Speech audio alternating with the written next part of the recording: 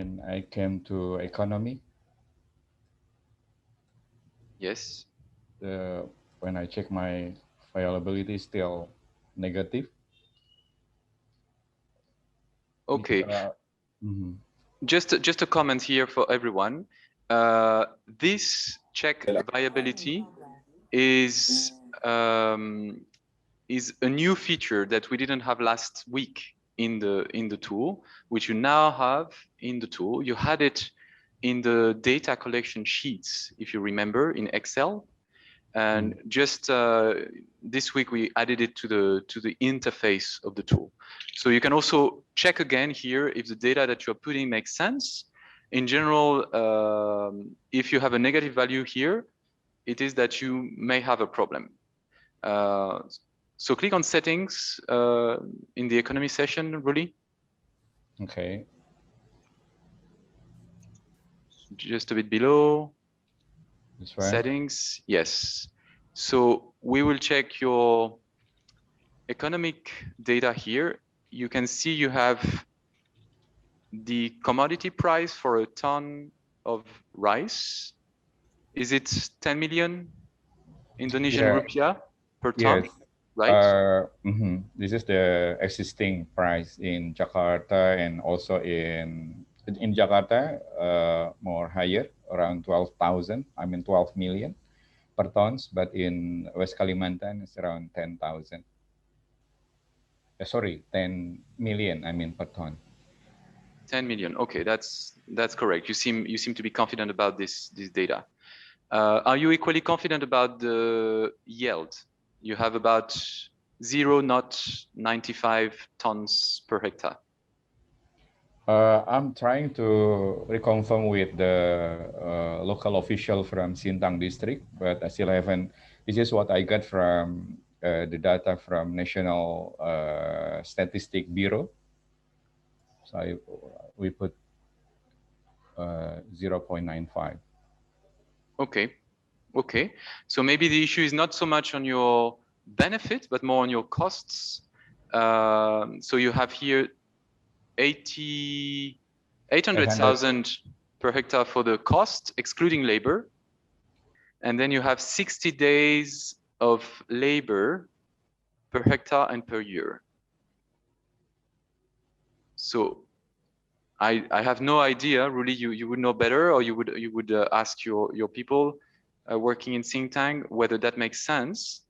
But one possible factor that also inflates maybe your cost could be the cost, the price of labor. So here you have just the days, but for this calculation on the total cost, it is multiplied, these days are multiplied by the daily cost of labor. And that data, you set it up initially in your workspace, but also you can look at it at step 1 of your project now. So if you want, we can go back to step 1 of your project. If you click on area. Okay. Here, exactly. Their workspace already in step 1. So we have 3 new fields: the value of the formal labor, the value of the informal labor, and the carbon value. If you haven't put any data yourself in your projects for these 3 boxes, they are just taken up from the data you have by default in your workspace. If you don't mind, really, we can do a quick detour by your workspace so that people can see where this data is. Yes, please. So if you click on the person's icon on the top right.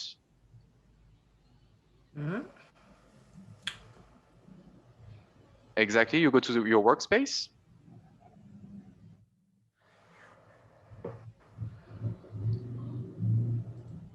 You were disconnected, so good to reconnect. And if you go to preferences,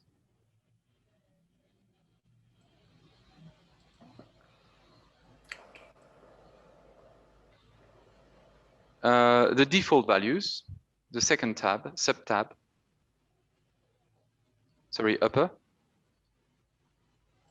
default values on your menu. All right. Exactly here.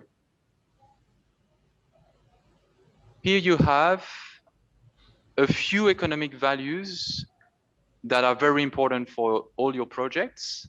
And from your workspace, you can set the default values for the price of carbon, for the price of labor, formal labor and informal labor, and also what we call the discount rate and the green market access bonus, which we'll explain next week in the step 4 of the land use planner.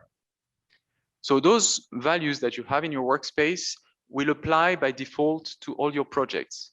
But in each project, you can adjust those values now in step 1 of your project.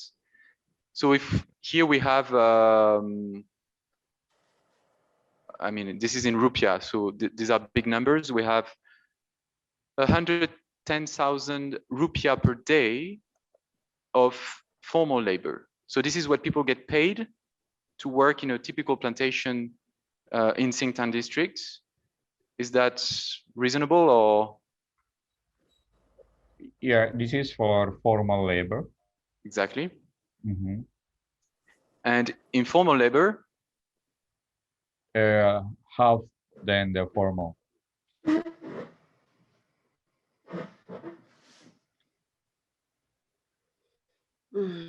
Okay, let's go back to your project. Let's go back to your project. Okay. You click on the Singtan district. That's right. Yeah, exactly. Okay, so you have here the values, which are much higher than what we saw in your workspace.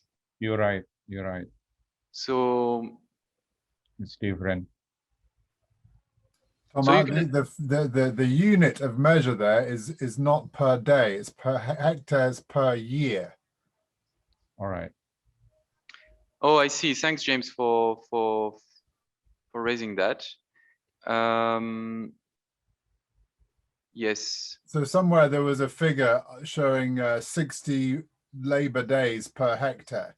So my quick calculation, if you do 68,000 times roughly per day times 60, you get 4 million, but you don't get 24 million. So I don't know how you get to informal labor value of 24 million from a daily family labor cost of 68,000 times 60 days.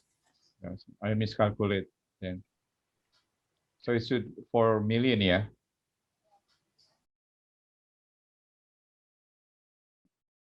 It's a coffee production in our study area has very low productivity. So yes. I don't know if you see here, it's very, very, very low. 3 tons, and then for 20 years, it's almost no production, but still being harvested. Yeah, because they prefer to let old plants in the field and then to replace them, because they have no the benefit is not so high in replace the plants for new ones.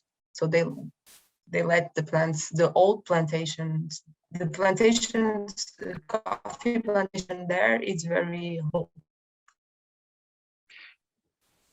And this doesn't make sense, for instance. I mean, if we look at the yield profile of this coffee plantation, everybody sees that. So you see that from year 5 to year 20, they have some production, right? But from year 20 to year 40, there is almost no harvest. I mean, it's very little harvest. So in that situation, you know, we could understand why people do that. In some cases, it's because maybe they want, for land tenure issues, they want to maintain visible a plantation, or it could be for other issues. But economically, we will see from the data that maybe it doesn't make a lot of sense. But there could be other motivations than just making money in this case. And also, again, how we value the labor that people put in their plantation, and especially the family labor, sometimes can have huge implication on the economic valuation. So that's why maybe your economic viability here is a bit on the edge.